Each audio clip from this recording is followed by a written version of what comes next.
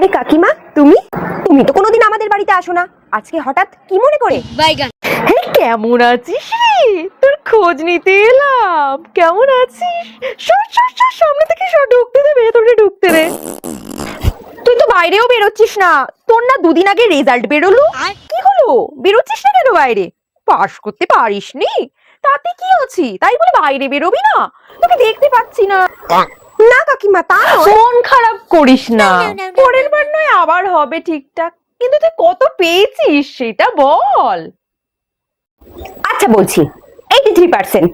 আচ্ছা তোমার না তুলিও তো পরীক্ষা দিয়েছিল, ও কত পেল? আজ তবে আসি, আর পরে বলবো, পরে বলবো। আজকে অনেক তাড়া আছে, বাড়িতে অনেক কাজ রয়েছে।